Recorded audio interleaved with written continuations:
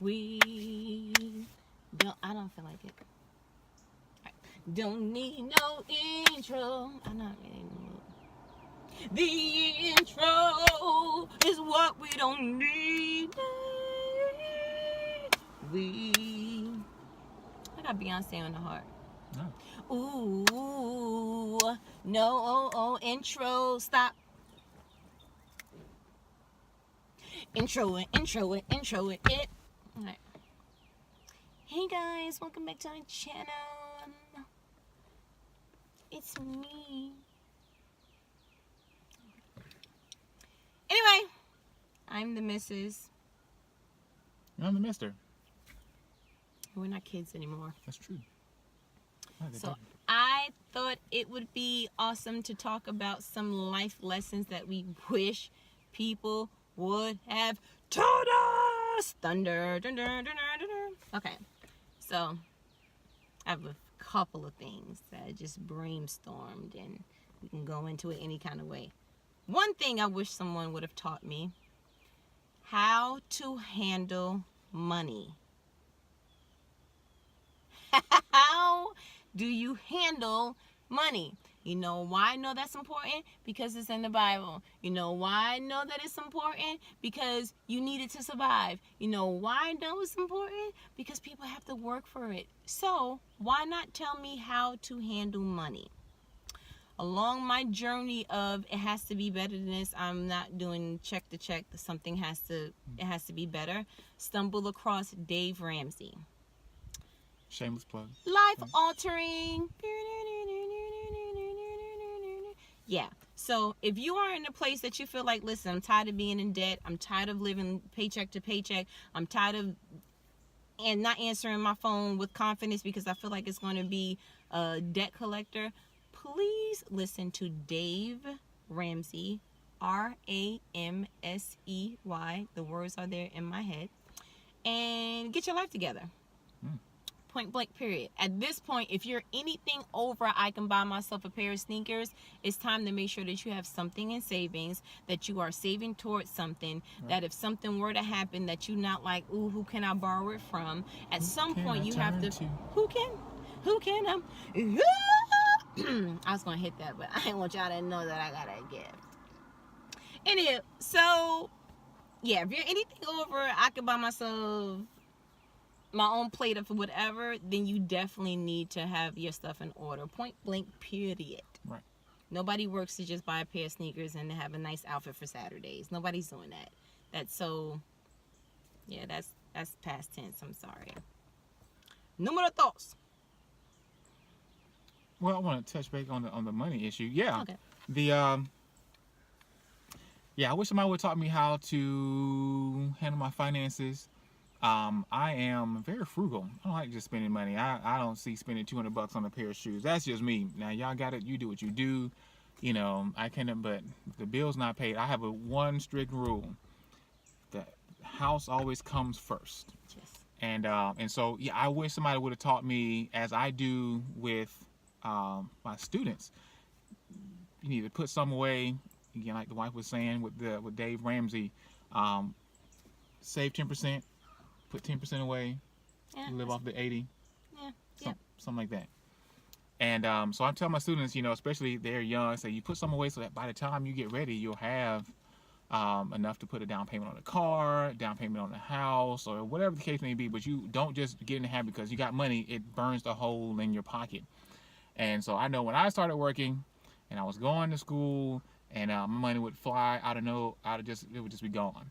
So I wish somebody would have taught me how to budget, how to set money aside, not to spend it on stuff that is going to be, you know, it's not going to matter in 10 years. Right, like stock in Blockbuster. Yo, someone told me how to put stock in Blockbuster in 1998.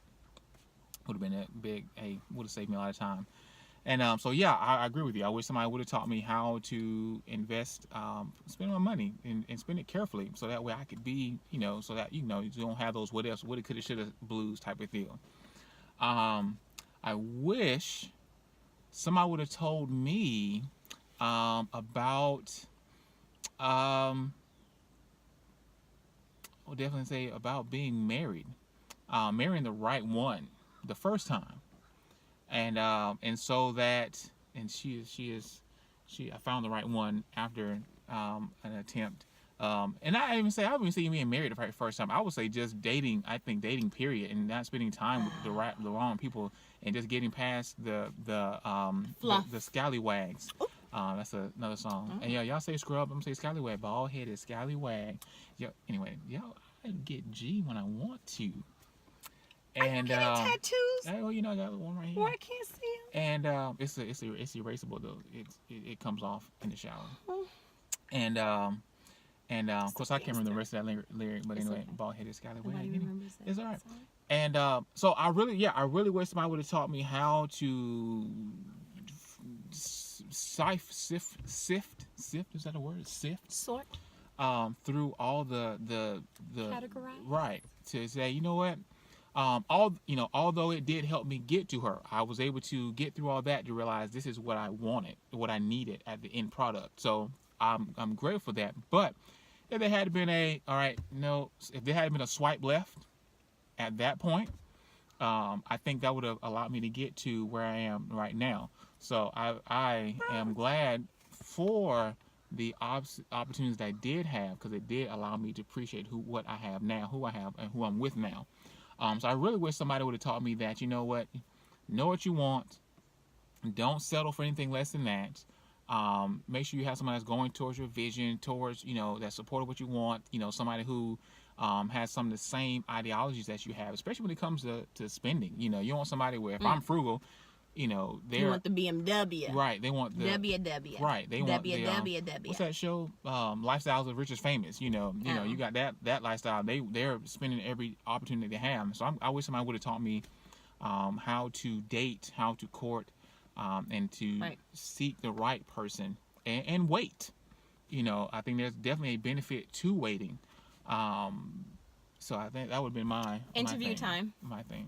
Because I believe that the enemy sends carbon copies, or he sends a little bit of what he knows you like, enough for you to be like, this could be it, coupled with everything that you wasn't supposed to deal with. So, because it led you to me, interview time. What are 3 things that I have that you were looking for in other people that they may have had, but they didn't have all the features I had? So I'll give you an example, because I know that seemed kind of like, what kind of algebra? I really did. I'm gonna put the little numbers and stuff in my head, like X to the Y. Okay, I always said I wanted a tall man. Mm-hmm. He had to be tall, because she is 7'2". Okay, that's what I feel like, and so I always felt like, no, he has to be tall. Now, I have not always dated tall, because it was short, you gotta lower your standards, and not lower your standards, but you have to, maybe you're looking in the wrong direction. So I tried to date Smurfs, didn't work, can't help it.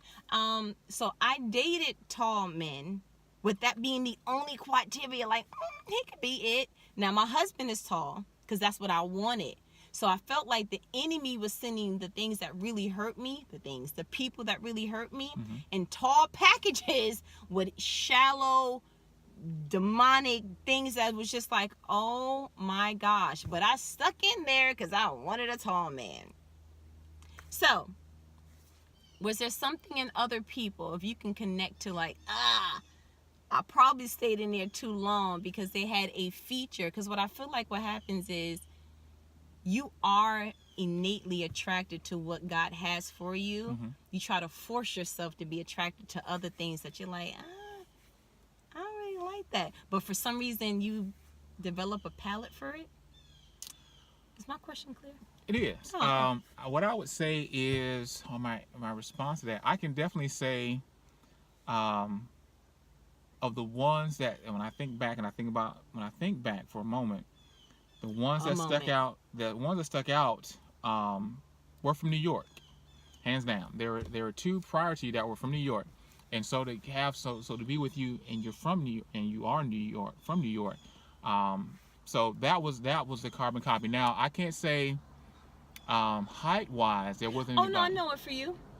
You were attracted to people that had stern personalities. Yes, they were a little feisty. Yeah. Right. And again, is that New Yorkism. So yeah, they were a little feisty, and so yeah, the feistiness was there. There was this, again, the feisty, like, you can't tell me what to do kind of thing, but that was like wait a minute, hold on, wait a minute, time out, T for time out. Wait a minute, what's going on here? So that was there. I would say you kind of got me stuck there. Outside of that one, Good, because there wasn't nobody else. Because everybody, I think that was a key thing. I think it was just that firmness that you have, that you possess. Definitely not a pushover. Definitely you're the tallest of everybody, so that was dope. And you like tall? No, you preferred a tall woman. Right. Period. Mm-hmm. But I just was taking a long time to get here. Not the long legs. It's great. Yes. And I mean, I really, that's the main trait. I think that was the most appealing part of you, because you weren't a pushover. No. And you challenge. So it's not just to kind of go with the flow type of thing. And I think there were hits and pieces of that with people, but it wasn't enough to push. Sustain you. Right. Mm-hmm. And so sustain you and to better you. Right. Yeah. And it was just a matter of it, and I could override that easily. Yeah. And so there was never a pushback. There was enough to go here, but then there was enough that out, but then I could override that thing and keep my will enforced. And not necessarily like I'm the man kind of thing, not that bullying type of style, but it's just that I could still there wasn't a conversation, or there wasn't a dialogue to get that why. It was just okay, and it would just move forward, but not so the police don't take it as I'm just like, well, I'm the man, you better do what I got to do, blah blah blah. Not that type of thing. That's not my personality. What I mean is, I'm sorry. All right, it's my thing of we can have a conversation, and even if you're not seeing my standpoint, I can say a thing a certain way and override, and it's like, oh, okay, I can go with that. As opposed to what you and I have is, well, why do you see that? I don't think you should do that. And here's why I don't think you should do that, or here why we shouldn't do that. And I take a step back and go, You didn't have anyone who challenged you to think. Right. And it happened. Right. Yeah. Because it wasn't no one. Right. Ever. Right, so I can just override it. Yeah. So it's just a matter of just do what I want to do. But never was no one. So I can do that. But I was the first one. This is prehistoric. Like I said, right, you're the only one that to do that. I'm the only one, period. You're the only one that can do that. Only one that was there. You never saw a woman. You woke up and was like, oh man, and it was me. Okay. Gotcha. So what's your other thing?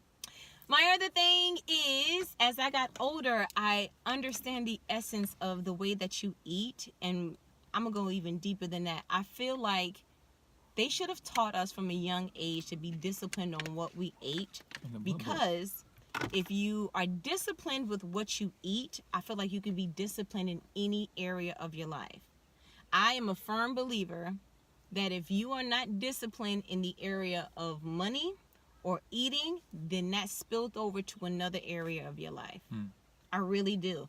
I refuse to believe that in your own, because if you look at eating, that is such a playing field. Like anybody you can go to Arby's, you can choose whatever, but to have a deliberate plan on, this is good for my body, this makes me feel good when I eat it, this is not good for me every time I eat this, and being in tune with your body, this got a headache every time I eat this. And just to understand what you're putting in and how that's affecting you, I feel like it trickles over to other parts of your life, that if you really, really honed into that, right, it would really, really impact thousands of people. I feel like people either go in 1-2 places, literally.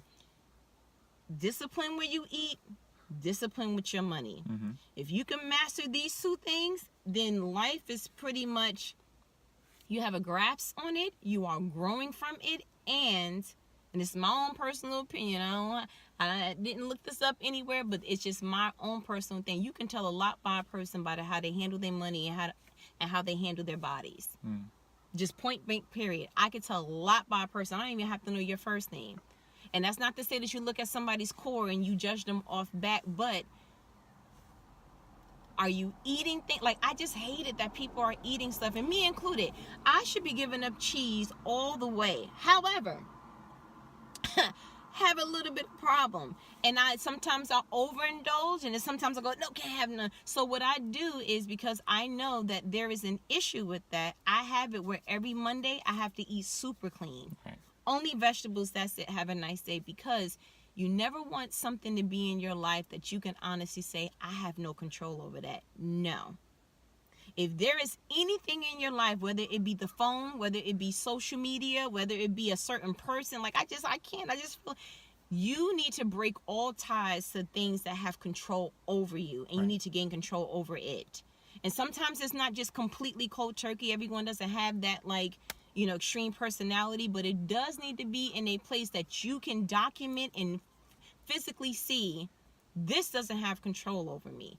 Whether you go on social media for an hour a day, whether you start your day with saying, nope, I'm not checking it, whether you say, you know what, such and such, I'm gonna make Sundays my nobody calls me, I just kind of like unravel when I watch TV day. Right. Whatever it is, you have to make a constant effort to have it where something does not control. And I know it started off with eating, because to me, that's the place that it's kind of okay to kind of not have any control.